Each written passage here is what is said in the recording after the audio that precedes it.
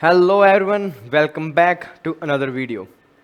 तो पिछली कुछ वीडियोस में हमने बहुत सारे टॉपिक्स किए थे नीट 2025 के लिए, और हमने टॉपिक्स में भी उन पर्टिकुलर टॉपिक्स को टारगेट किया था जो नीट में बार बार आ रहे हैं और उनके आने की प्रोबेबिलिटी ज़्यादा है। तो आज हम स्टार्ट करेंगे मोशन इन प्लेन चैप्टर को, और उन्हीं टॉपिक्स को करेंगे जो आपके इस साल वाले नीट एग्ज़ाम में आ सकते हैं। ऑलराइट, तो स्टार्ट करते हैं चैप्टर को। अगर चैप्टर के लेवल की बात करूँ, चैप्टर इजी है, और वेटेज की बात करूँ तो एक क्वेश्चन कंफर्म है।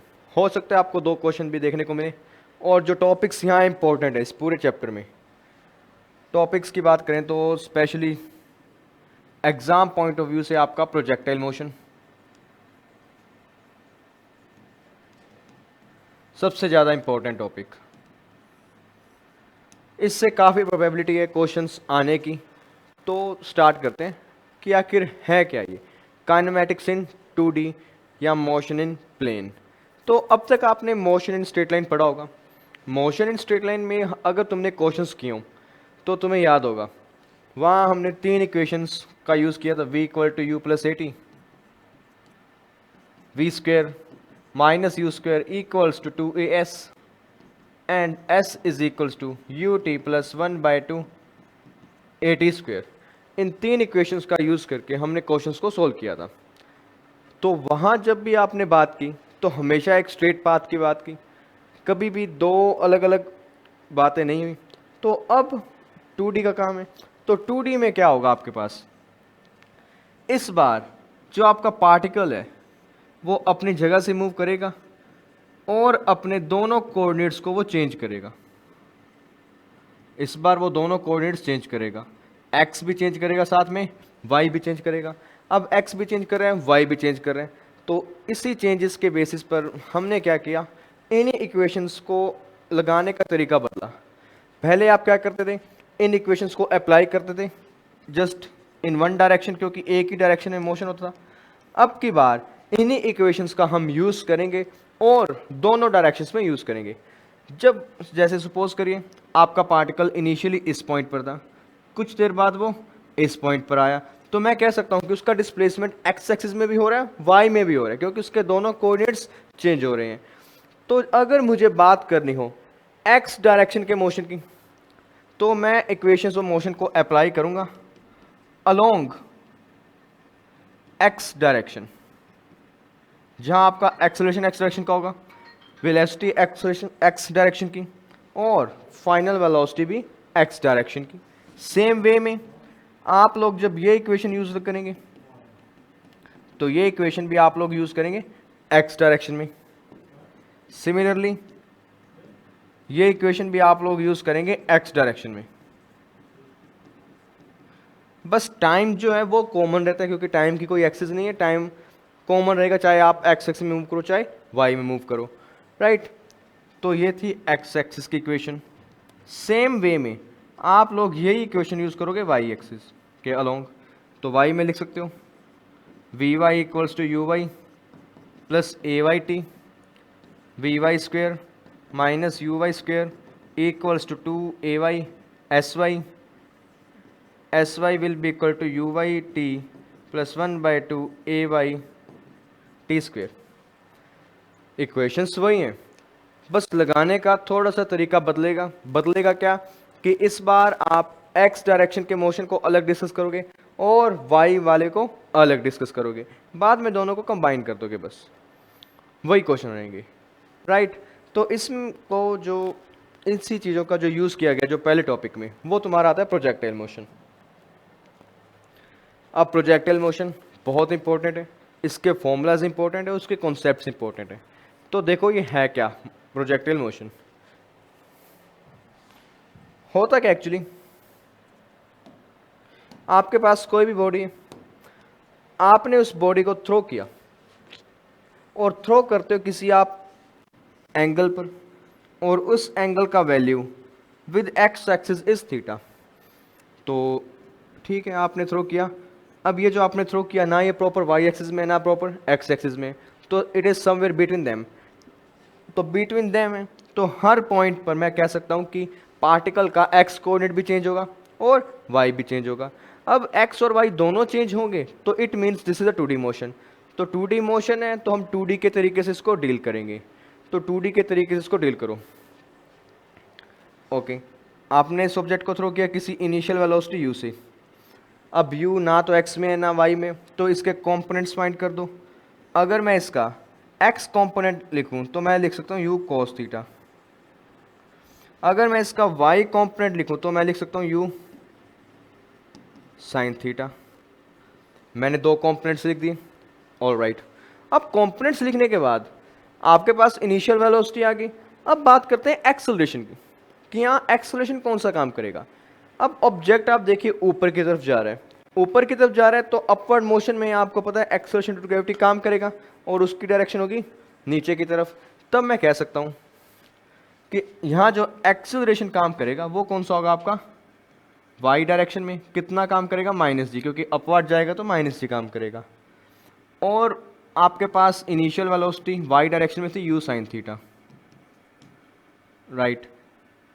और initial velocity along x direction you sine theta. और एक्स डायरेक्शन में अगर एक्सेलरेशन की बात करूं तो कोई हम फोर्स को नेग्लेक्ट करके चल रहे हैं जो मोशन को रोकने वाली है।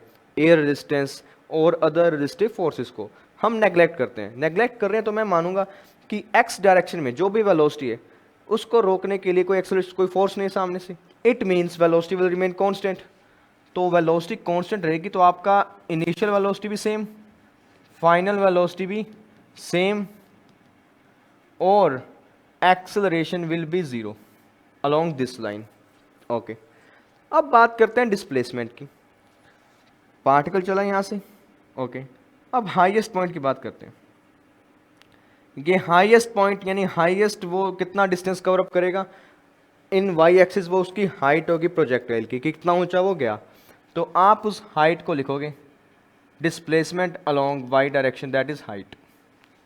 सेम वे में जब आप एक्स डायरेक्शन में डिस्प्लेसमेंट की बात करते हो तो तुम लोग बात करोगे एंडिंग पॉइंट की, और इसको हम बोलते हैं रेंज, कि आपका ऑब्जेक्ट कितना दूर गिरा।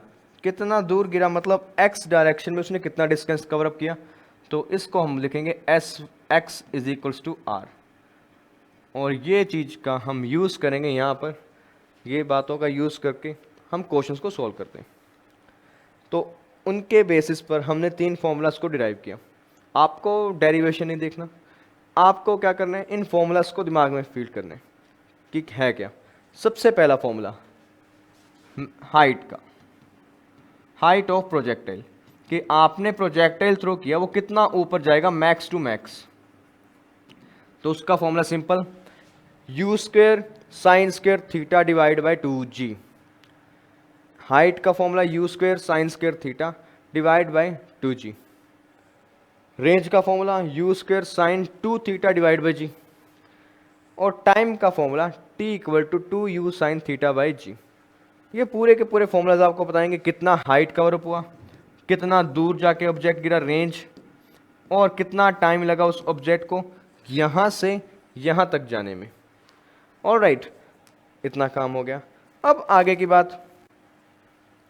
अब मैंने एक चीज़ बताई थी आपको कि acceleration along x direction is zero.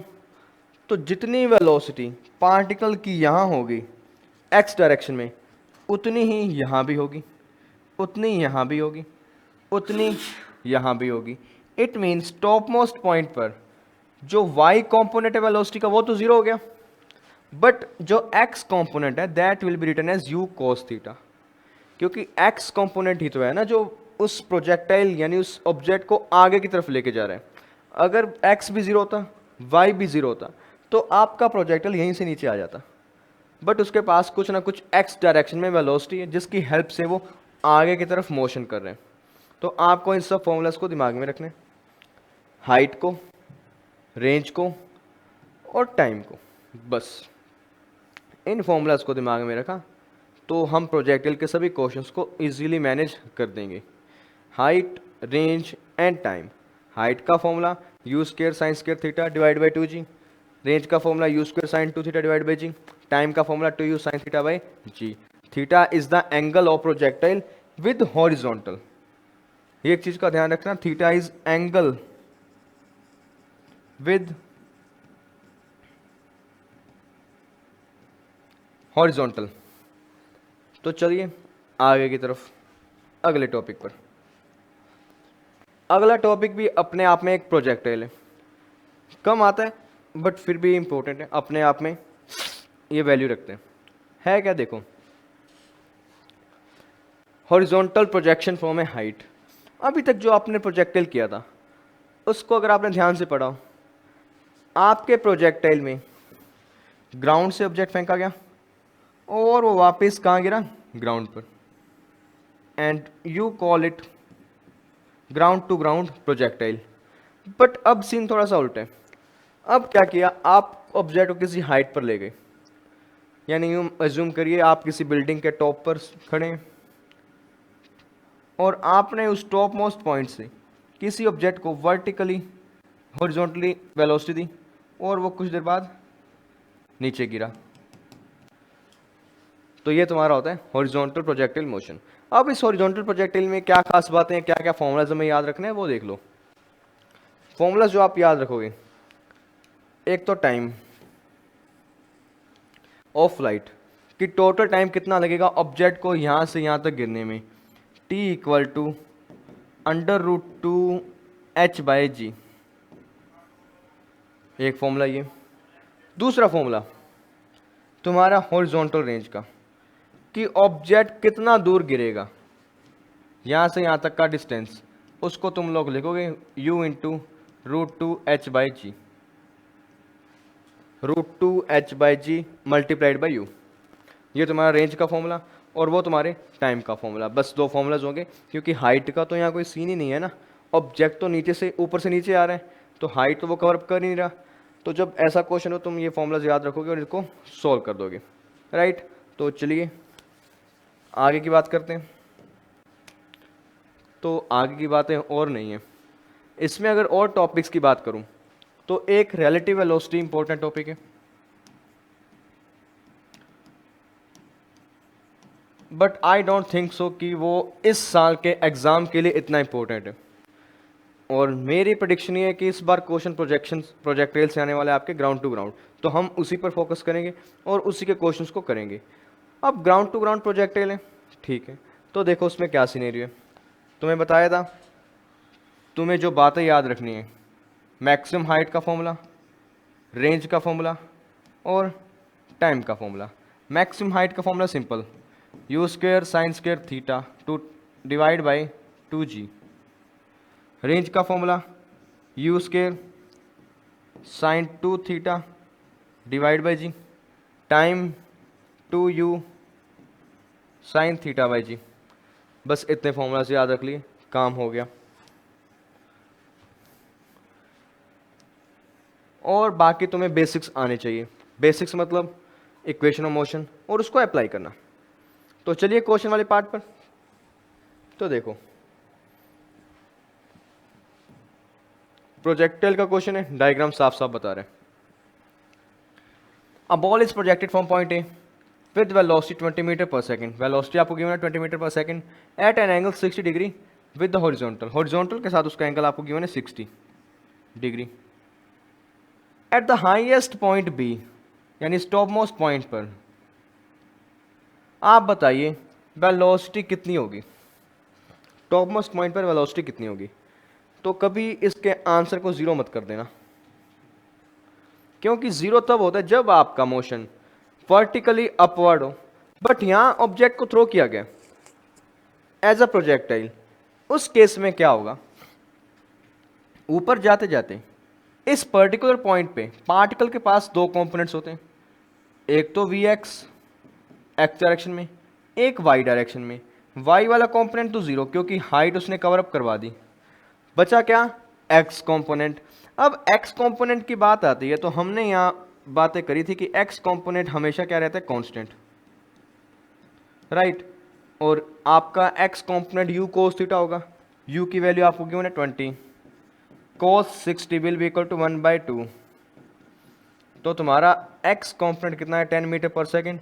और इस टॉप मोस्ट पॉइंट पर जो वेलोसिटी होगी वो कितनी होगी, 10 मीटर पर सेकेंड। और ये तुम्हारा आंसर। हमेशा ये ध्यान रखोगे टॉप मोस्ट पॉइंट पर जो वेलोसिटी है वो हमेशा एक्स डायरेक्शन में ही रहती है और वो कांस्टेंट होती है, वही की वही जो यहाँ थी वो यहाँ रहेगी, वही वेलोसिटी एक्स डायरेक्शन में यहाँ, वही यहाँ पर। That does not worry. Alright, अगले टॉपिक पर। अगला क्वेश्चन क्या कह रहा है देखो।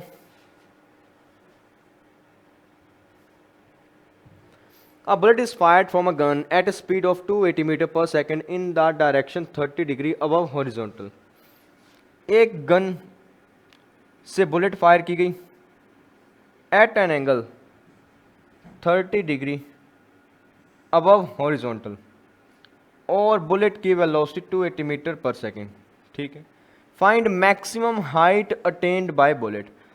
तो बुलेट थ्रो की वो कोई हाइट तक जाएगी फिर गिर जाएगी, तो आपको बताना है इस मैक्सिमम हाइट का वैल्यू। प्रोजेक्टाइल है, डायरेक्ट फॉर्मूला लगाओ, maximum height equals to U square sine square theta divide by 2g। U की वैल्यू तुम्हारे पास 280, स्क्वेयर करोगे 280 into 280, sine square theta, sine square 31/2 into 1/2 divide by 2 into 10 तो 0। तो तुम्हारे पास क्या आया 14,140 और 2 से ये कैंसिल 7, 140 इंटू 7 मीटर और ये तुम्हारा आंसर होना चाहिए। तो ये तुम्हारा आंसर बनता है 140 इंटू 7, 700 प्लस 280, 980 मीटर। कहीं है ऑप्शन में जी को यहाँ 9.8 एज्यूम किया गया,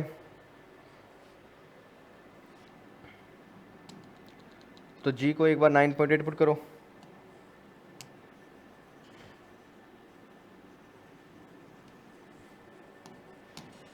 you square sine square theta divide by 2g। H equal to you का वैल्यू आपके पास 280 into 280 multiplied by angle, angle आपके पास 30 degree 1/2 into 1/2 divide by 2 into जी। जी का वैल्यू चाहे 9.8 पुट करो चाहे 10, आंसर उससे चेंज नहीं होगा, तो 0। तो ये कटा 14, 7 और ये गया 140 और 140 इंटू 7 तुम्हारा आंसर होना चाहिए 700 प्लस 280, 980 मीटर। तो ऑप्शन में 980 मीटर है नहीं, हमें बताना था maximum height attained by the bullet. आपको वेलोसिटी गिवन है, डायरेक्शन गिवन है, तो सब कुछ आपने सही पुट किया। 280 इंटू 80 साइन थीटा 1/2 1/2 2 इंटू जी।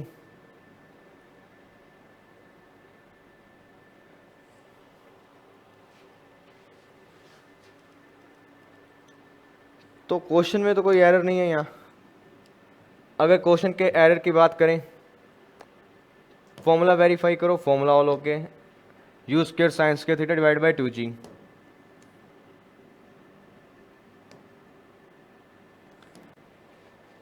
और आपके पास स्पीड 280 थी, डायरेक्शन गिवन थी 30 degree above horizontal, maximum height attained by the bullet आपको बताना था। तो कहीं ना कहीं ऑप्शन में कुछ वेरिएशन है, तो ये 980 वाला तुम्हारा आंसर और ये 1000 तुम करेक्ट बोल दोगे, क्योंकि हमने यहाँ पे 10 एज्यूम किया है, वो 9.8 करोगे तो ये थोड़ा सा बढ़ेगा, which will be equal to 1000 metre.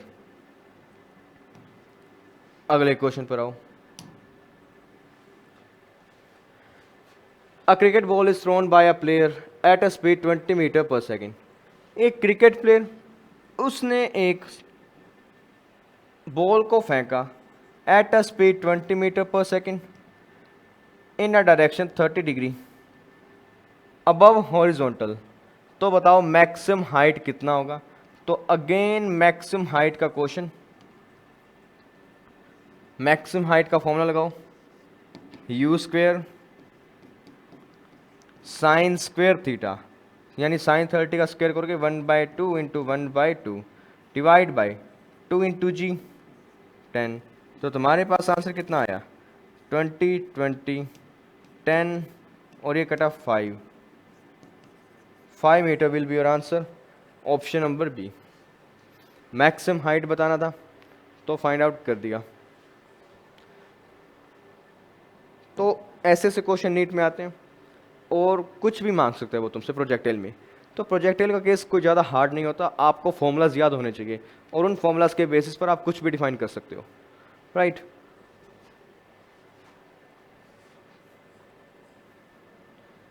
अगर राइट है तो देखो क्या कह रहे हैं।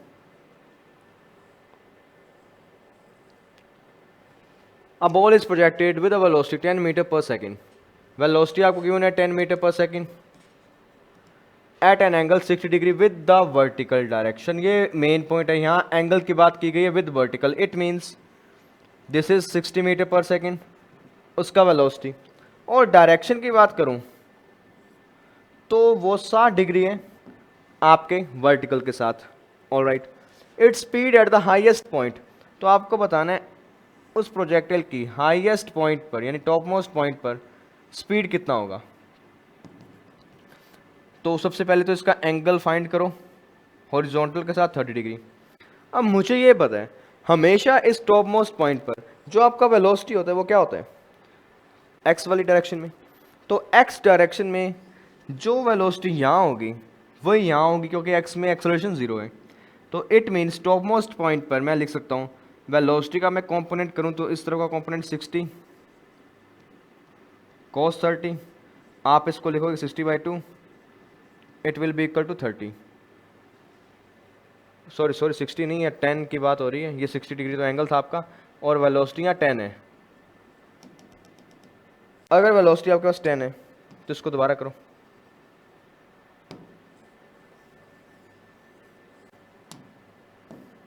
तो ये वेलोसिटी बनी आपकी 10 cos 30 and 10 cos 30 is what 10 into √3/2 5 and 5√3 metre पर सेकेंड इज योर आंसर।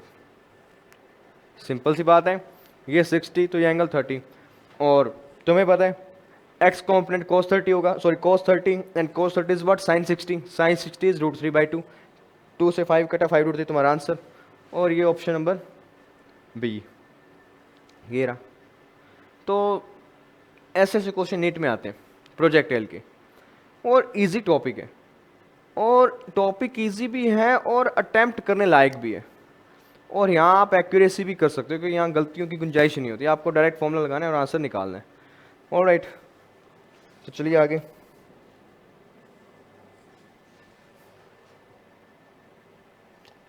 आगे की बात करें तो देखो, when an object is shot from the bottom of a long smooth inclined plane at an angle 60 degree, एक inclined plane की बात हो रही है।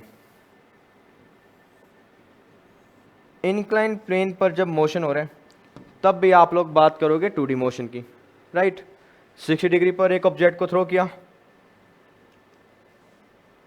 और बॉटम से थ्रो किया आपने ऊपर की तरफ, it can travel a distance x1 along the plane. तो यहाँ से यहाँ तक टॉप मोस्ट पॉइंट तक जाने में उसने जो डिस्टेंस ट्रेवल किया वो कितना किया, x1, तो कर दिया होगा along the plane. But when the inclination is decrease to 30 degree, जब आपने इंक्लिनेशन को 30 डिग्री कर दिया, then the same object is shot, उसी ऑब्जेक्ट ने जो डिस्टेंस सेम वेलोसिटी से थ्रो किया, इट ट्रेवल x2 डिस्टेंस, तो यहाँ तक वो जाता है और यहाँ तक जाने में उसने डिस्टेंस कवर किया x2। तो आपको बताना है x1 की वैल्यू और x2 की वैल्यू और उनका रेशियो, तो फाइंड आउट कर देते हैं। देखो बात करते हैं इनिशियल फाइनल वेलोसिटीज की। इसके केस में इनिशियल वेलोसिटी मान लो कुछ भी हो सकती है, random u, okay, initial velocity आपकी u। एक्सेलरेशन की बात करूं, पार्टिकल ऊपर जा रहे हैं, राइट, तो g तो वर्टिकली डाउनवर्ड लगेगा और ये g का 60 डिग्री का कंपोनेंट g cos 60, और इस तरफ जो कंपोनेंट लगेगा g का दैट इज g sin 60, तो ये तुम्हारा हुआ g sin 60 और माइनस में, ठीक है। और उसने जो डिस्टेंस कवर किया that is x1, final velocity की बात करो तो 0, तो इक्वेशन यूज करो v square minus U square equal to 2as। तो v square minus U square equal to 2as use करें तो देखो U square V square equal to 0 minus U square is equals to 2 into minus G sine 60√3/2 into distance, minus minus cancel, x की value आपके पास क्या आई, you square 2 से 2 cancel, you square divide by g√3, ये तुम्हारा x1। Same way में x2 लिख देते हैं यहाँ भी velocity same, acceleration minus G sine 30, distance कितना कवर अप किया x2, तो इक्वेशन का यूज किया v square minus U square is equal to 2 into minus G sine 30 को पुट करो 1/2 x2, 2 से 2 कैंसिल, माइनस से माइनस कैंसिल, x2 की वैल्यू आपके पास कितना आया यू स्क्वायर बाई जी, ये x2 ये आपका x1, मुझे फाइंड करना है x1 बाय x2, तो x1 डिवाइड बाय x2 कर दीजिए, u square by g√3 multiply u square by g, तो तुम्हारा आंसर आएगा 1/√3, कहीं है ऑप्शन में तो ये रहा 1 divide by √3, that will be your answer. Main तो यहाँ जो आपका काम था वो था कंपोनेंट्स को फाइंड आउट करना कि जब इंक्लाइन मोशन होता है तो उस दौरान कौन से कंपोनेंट्स ज़्यादा यूज़ होते हैं, मतलब कंपोनेंट्स कौन सा होता है, तो उस टाइम जी का साइन कंपोनेंट चलता है, ऊपर की तरफ जाएगा तो माइनस जी, नीचे की तरफ आएगा तो जी जस्ट, राइट। तो आगे क्या कहता है क्वेश्चन देखो, a particle moving with velocity v, एक कोई भी पार्टिकल है किसी वेलोसिटी v से मूव करता जा रहा है, उस पर लगी 3 forces shown by vector triangle P Q R, the velocity of particle will be, तो आपको बताना है पार्टिकल का वेलोसिटी क्या होगा, और ये 3 फोर्सेस लग रही हैं। तो सबसे पहले तो मैं पार्टिकल की बात करता हूँ, ये कोई भी एक पार्टिकल है इस डायरेक्शन में मान लो मूव करते हैं, ठीक है, अब इस पर ये 3 फोर्सेस लग रही हैं एक साथ, तो लगा देते हैं। We know that vectors can shift from one point to another, तो इस पी क्यू वेक्टर को मैं शिफ्ट करता हूँ, इसको शिफ्ट करके मैं यहाँ लेके आता हूँ पी क्यू, राइट, तो ये फोर्स एक्ट कर रहा होगा उस बॉडी पर, फिर मैं इस पी और आर को भी शिफ्ट कर दूँ कुछ इस तरह से, ये लो ये भी एक्ट कर रहा होगा, फिर आपका बचा आर क्यू भी एक्ट कर रहा होगा कुछ इस डायरेक्शन में, आर क्यू, ओके, तो कुछ इस तरह का सिनेरियो है और 3 फोर्सेस एक्ट कर रही हैं, और उसने कुछ वैसे बताया नहीं बट तीनों फोर्सेस सेम होंगे मैग्नीट्यूड में। अगर कुछ ऐसा सीन हो कि तीनों सेम है तो मैं ये कह सकता हूँ कि this force and this force, इन दोनों का जो रिजल्टेंट आएगा, जो इनका नेट इफेक्ट आएगा वो आएगा इस डायरेक्शन में, तो इस डायरेक्शन में नेट इफेक्ट आ रहा है, ठीक है, और वो नेट इफेक्ट आपका इसके बराबर होना चाहिए, तो अगर इसके बराबर होगा तो ये इसको कैंसिल कर देगा, तो ओवरऑल जो फोर्सेस का इम्पैक्ट है वो तुम्हारा आना चाहिए 0, तो 0 आने का मतलब जैसा पार्टिकल चल रहा था वैसे का वैसे वो चलता रहेगा, उसकी वेलोसिटी चेंज नहीं होगी, चेंज अकॉर्डिंग नहीं, डिक्रीज नहीं, इंक्रीज नहीं, रिमेन कांस्टेंट, जैसा था वैसे ही करता रहेगा और उसमें कोई छेड़छाड़ होगी नहीं। ये चीज़ तुम यहाँ से भी देख सकते हो, देखो तुम क्या देख सकते हो कि इसका मैग्नीट्यूड मान लो a, इसका मैग्नीट्यूड b, इसका मैग्नीट्यूड c, तो तुम ये बात कह सकते हो c equal to √a² plus b², right, और ये तुम्हारा c वेक्टर था, ये तुम्हारा a वेक्टर था, ये तुम्हारा b वेक्टर था, a और b दोनों के बीच का एंगल 90 डिग्री, तो उनका जो रिजल्टेंट आएगा वो क्या आएगा a² plus b², under root, और मुझे ये पता है कि हमारा c a² प्लस b² के बराबर ही तो है, तो ये इसको कैंसिल कर देंगे, हालांकि तीनों अलग अलग हैं, इक्वल नहीं है क्योंकि इक्वल हो ही नहीं सकते, पाइथागोरस थ्योरम लगाओ आप, तो ये इसको कैंसिल कर रहे हैं, ओवरऑल इम्पैक्ट विल बी 0, तो तुम्हारा आंसर वेलोसिटी रिमेन्स कांस्टेंट। अच्छा क्वेश्चन था और क्वेश्चन शायद ये न्यूटन लॉ ऑफ मोशन का थोड़ा सा मिक्सचर था और वेक्टर भी इसमें ऐड किए गए थे और इसको 2D में पता नहीं कैसे दे दिया इन्होंने, बट जो है ये क्वेश्चन था। आगे का क्वेश्चन देखो, the position vector R as a function of time is given as this. कोई भी ऑब्जेक्ट है उसका पोजीशन वेक्टर आपको गिवन है 4 sin 2 pi T I cap plus 4 cos 2 pi T J cap. Alright, where R is in metre, T in second, I and J unit vector, ठीक है। Which one of the following statement is wrong, आपको wrong statement बताना है। तो start करते हैं first से। Magnitude of velocity of particle is 8 metre पर सेकेंड। वो कहता है कि पार्टिकल्स की वेलोसिटी का जो मैग्नीट्यूड है वो 8 मीटर पर सेकेंड है। तो देख लेते हैं, वेलोसिटी लिखोगे तो पोजीशन का डिफरेंशिएशन कर दो, कर दिया, करोगे क्या आएगा 4 साइन का कोस 2 पाई टी आई कैप और 2 पाई मल्टीप्लाई में आएगा साथ में, और कोस का डिफरेंशिएशन करोगे -4 साइन 2 पाई टी जे कैप और 2 पाई अगेन मल्टीप्लाई में यहाँ भी। तो आप लोग इसको लिख सकते हो v को 8 pi cos 2 pi T I cap -8 pi sine 2 pi T J cap. मुझे फाइंड करना है इसका मैग्नीट्यूड। तो मैग्नीट्यूड फाइंड करने का तरीका तुम्हें पता है, इस कंपोनेंट का स्क्वायर प्लस जे कैप के कंपोनेंट का भी स्क्वायर, इसका माइनस है तो प्लस कर दो, कोई दिक्कत नहीं है,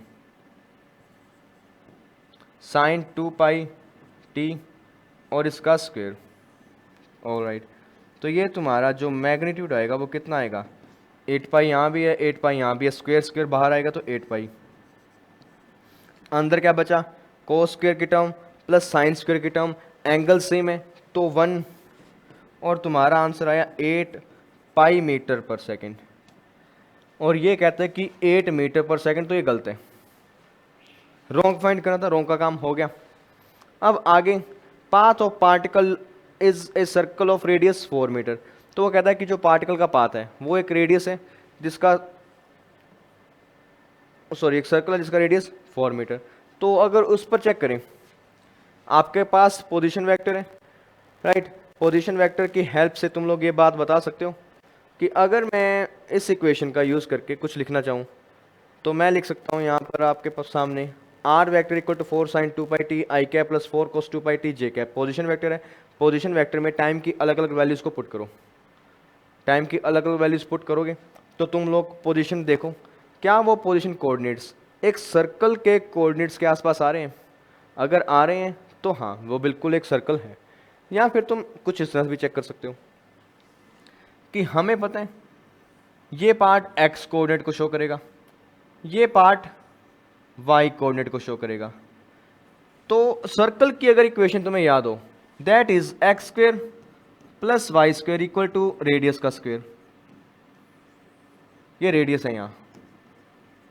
तो तुम लोग इसका स्क्वायर करो प्लस इसका स्क्वायर करो, दोनों को ऐड करो, अगर उसका आंसर 4 आ रहा है then this is equation of circle.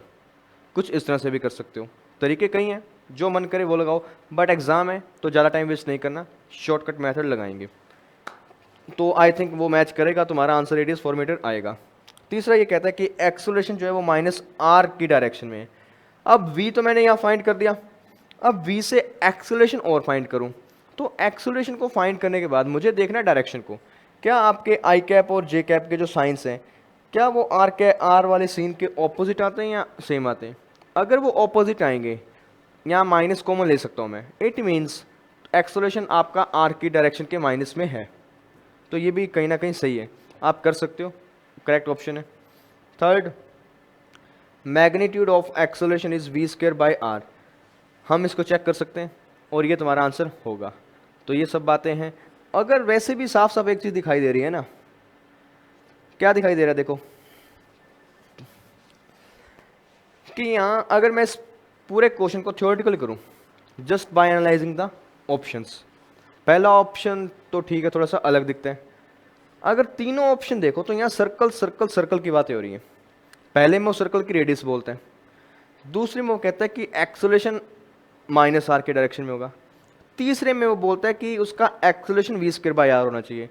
तो तीनों कहीं ना कहीं सर्कल को शो कर रहे हैं, सर्कल को शो कर रहे हैं। इट मीन्स एक सर्कल है जिसका रेडियस कुछ भी आर, अब उसमें कोई बॉडी चलती है तो उस पर एक फोर्स लगेगा सेंट्रीपिटल, और वो तुम्हें पता है कितना होता है M V square by R, तो उस पर लगने वाला एक्सेलरेशन कितना हुआ वी स्क्वायर बाय आर।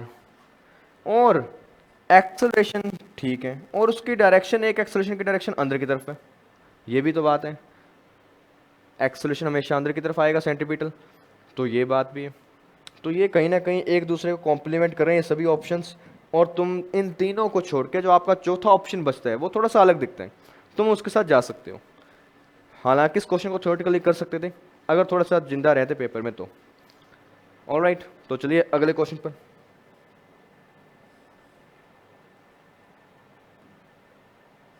देखो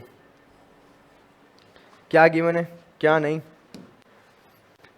वेक्टर गिवन है आपको, एक वेक्टर और गिवन है, आर फंक्शंस ऑफ टाइम, दोनों टाइम के फंक्शंस हैं। Then the value of T at which they are orthogonal. हालांकि वेक्टर का क्वेश्चन है बट ये मोशन प्लेन में भी आता है। अगर आपका वेक्टर का बेसिक आइडिया तो कर सकते हो। तो वेक्टर के बेसिक आइडिया में देखो, ऑर्थोगोनल होने का वेक्टर यानी दो वेक्टर्स ऑर्थोगोनल होते हैं तो उनके बीच का एंगल होता है हमेशा 90 डिग्री। अगर उनके बीच का एंगल 90 डिग्री है तो तुम लोग उनके डॉट प्रोडक्ट को लिख सकते हो 0 के इक्वल। तो मैं इसका और इसका डॉट प्रोडक्ट करता हूँ और टी की वैल्यू को फाइंड आउट कर देता हूँ, तो कर दो। Cos pi T I cap plus sine omega T J cap dot cos omega T by 2 I cap plus sine omega T by 2 J cap will be equal to 0। I cap को multiply cos omega T by 2 plus sine omega T dot sine omega T by 2 इक्वल to 0। Cos A cos B plus sine A sine B, formula लगाओ तो ये formula लगेगा कोस ए minus B equals to 0। अब कोस 0 कब होता है? कोस 0 होता है आपका कोस पाई बाई 2 पर, कोस पाई बाई 2 पर आपका कोस 0। तो मैं लिख सकता हूँ omega T by 2 will be equal to pi by 2, 2 से 2 कटा, T will be equal to pi by omega, that will be your answer. कहाँ है ये? ऑप्शन ए नंबर तुम्हारे सामने आंसर।